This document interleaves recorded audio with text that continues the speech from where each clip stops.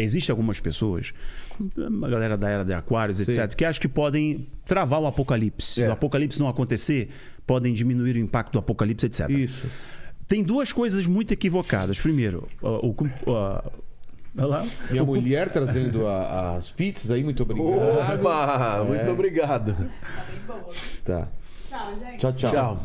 O cumprimento profético, isso não compete a nós. Os discípulos queriam de Jesus o tempo, de saber quando que vai acontecer. Não, eu quero saber. Não. Jesus começou a falar dos sinais.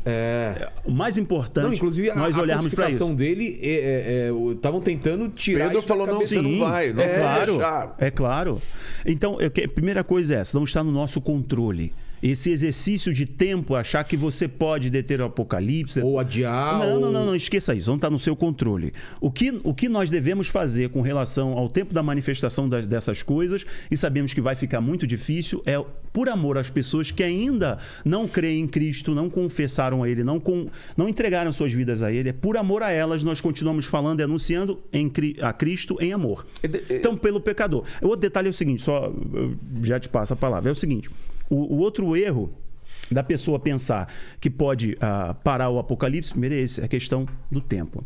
E o interessante é que algumas pessoas pensam assim, Rafael, igual eu fiz uma live, não fui levei no meu canal não, eu fiz uma live com alguém, não lembro agora exatamente, que a pessoa falou exatamente isso, que poderia parar o apocalipse, porque um Deus tão maravilhoso, como é que permitiria que coisas tão ruins acontecessem? Eu falei assim, olha, peraí, eu estava na live, eu falei assim, peraí, gente.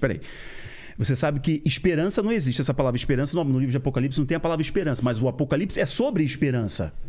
O Apocalipse ele revela o plano que é desde o começo. Se é no princípio, é porque vai ter no fim. Deus vai, de fato, reformular tudo.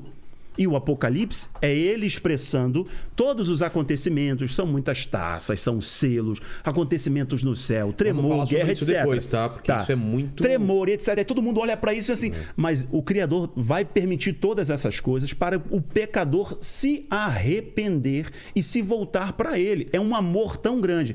Embora a palavra esperança não tenha no Apocalipse, mas o Apocalipse é sobre esperança. A esperança da redenção, que... Inclusive, o cumprimento de profecias do fim dos tempos começou com a vinda de Cristo, o nascimento de Jesus de modo virginal, cumprindo profecias do Antigo Testamento. O próprio livro de Daniel fala que quando ele fosse retirado do mundo, o Messias seria cortado, seria tirado, profecia de Daniel. E se cumpriu quando Jesus morreu, quando ele subiu, não será visto mais. Então, assim, por mais que no Apocalipse não tenha esperança, mas é sobre esperança, então a gente não para o Apocalipse. E o Apocalipse não é caos para quem tem o Espírito de Deus. Entende que tudo está se cumprindo para a redenção. Então Deus tem um projeto para a humanidade. Eu queria fazer uma observação aqui na questão do tempo.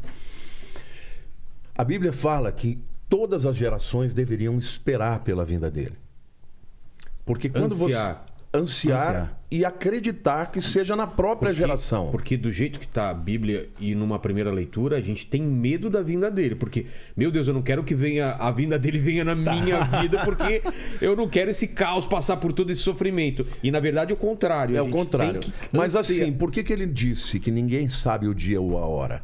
Porque se a primeira geração soubesse que ia ser 2000 anos depois, tranquilo, eles não iam ficar nem aí. Então, inclusive o apóstolo Paulo acreditava que era no tempo dele. Todas as gerações têm a chamada bendita esperança. O livro de Apocalipse não tem, mas a Bíblia fala de esperança muito.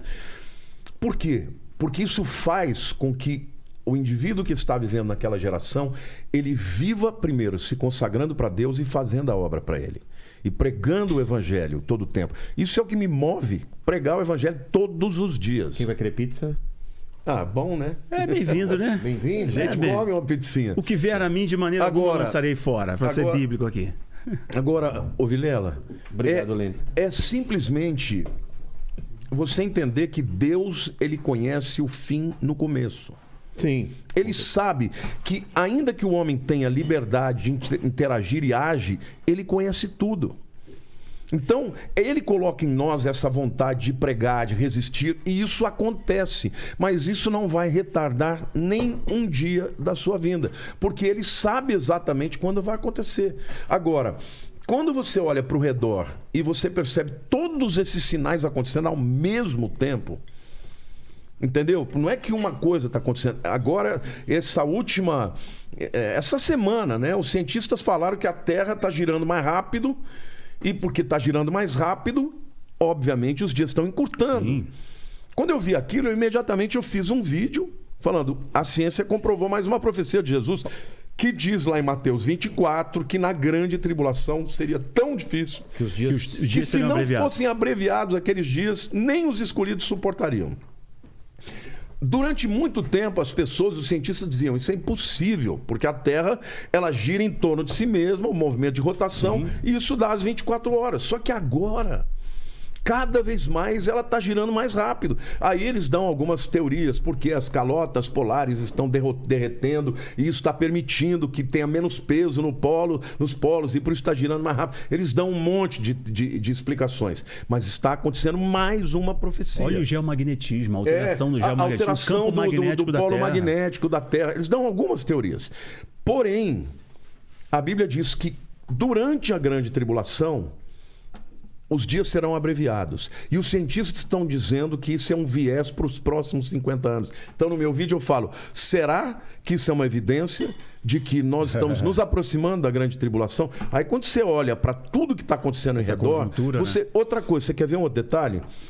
Jesus disse que quando acontecessem as grandes tsunamis, o mundo ficaria estupefato com o bramido das ondas.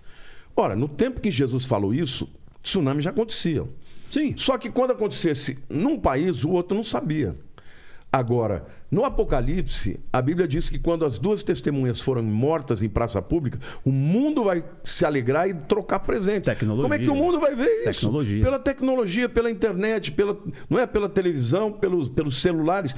Então, tudo está acontecendo ao mesmo tempo, está pipocando em todo lugar. E quando Jesus fala sobre esse tempo de guerras, rumores de guerras, falsos cristos, o amor se esfriando, ele diz: isso não é o fim, é o princípio do fim. Ele usa a figura da mulher tendo dores de parto e aquelas contrações. Não é o nascimento, mas é a preparação para o nascimento. Pro nascimento. Daqui pra Quanto frente, o mais que muda é a perto intensidade. chega, aumenta a intensidade e aumenta o número de coisas. E é o que está acontecendo agora.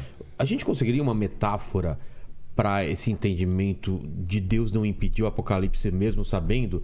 Seria alguma coisa tipo: eu sei que meu filho vai sofrer pra caramba e eu posso, como pai, não deixar ele passar por algumas coisas, mas ele não vai ter esse aprendizado, e quando eu não estiver aqui ele vai sofrer sozinho.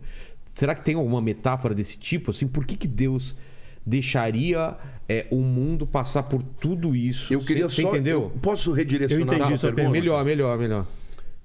O Apocalipse não é Deus deixar. O Apocalipse é Deus fazer acontecer. Como assim?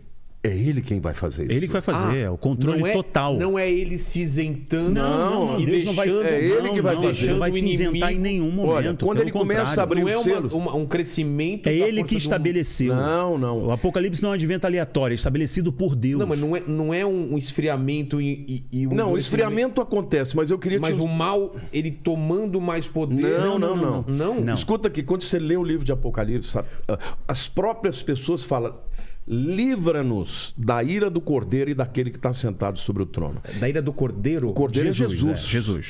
Pedindo Jesus pra é quem livrar abre os da ira de selos. Jesus. Ele abre o primeiro selo, ele abre o segundo selo. E quando ele vai quebrando os selos, os malefícios, as pandemias, as guerras, as mortes, os meteoros começam a acontecer. Cara, Então, isso é uma coisa que eu nunca tinha parado pra pensar. É Cristo que abre os selos Sim, e dá ele não início. só abre os selos, como ele comanda total. todo o Apocalipse. Eu achei que era o anticristo que... Não. daria- Não, até agora, Satanás está no mundo. Tá. A partir do momento que começa os juízos, é Deus assumindo o controle. E aí, Paulo fala em 2 Tessalonicenses que porque eles não creram na verdade, Deus lhes enviará a operação do erro. Do erro, do para que engano. creiam na mentira.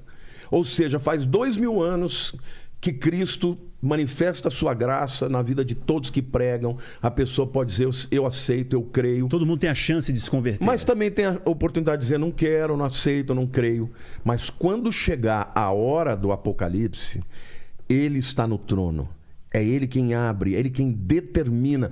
Quando Jesus, ele vem. Quando João vê Deus sentado no trono com um livro na mão direita, selado por fora e por dentro, e alguém fala assim, quem é digno de abrir esses selos e revelar o que está escrito no livro? Houve um silêncio no céu. João começa a chorar. E ele disse, eu chorava porque ninguém era digno, nem no céu, nem na terra, nem debaixo da terra. E aí ele ouve uma voz dizendo, não chores, porque o leão da tribo de Judá, o cordeiro que foi morto, ele é digno de abrir os livros. E de repente, ficou arrepiado. Entra na sala do trono que é chamado de o leão da tribo de Judá, mas parecido com o cordeiro, com vestes salpicadas de sangue. Quer dizer, entra na sala do trono, todo mundo vai ver Jesus e prova... Onde é a sala do trono? Onde está o trono de Deus. Onde fica Deus. Sim, onde está Deus. Tá. E os 24 anciãos e todo mundo. Ele Paulo chama de terceiro céu, etc. Terceiro céu. Sim. Entra alguém parecido com a figura de Cristo. Não, é Cristo. Então, mas você falou... O leão com a figura Porque ele é semelhante ao chamado cordeiro. de leão, mas ele parece Também o cordeiro que foi cordeiro. morto. Então, parece porque é. Ele é Jesus. Então, Sim. Tá. E nesse momento ele toma Por que das que mãos... tá com sangue? Porque o sangue foi vertido na cruz do Calvário. Na cruz. Ah, tá. Ele nunca vai deixar de ter os cravos nas Entendi. mãos. O cordeiro, a o roupa sacrifício, dele o está leão, salpicada. Quando ele desce no Armagedon, ele vem também com... É uma lembrança... É uma lembrança de que ele morreu. De que ele foi humano. E diz que ele é digno de abrir os desatar selos e desatar os seus selos, porque ele morreu.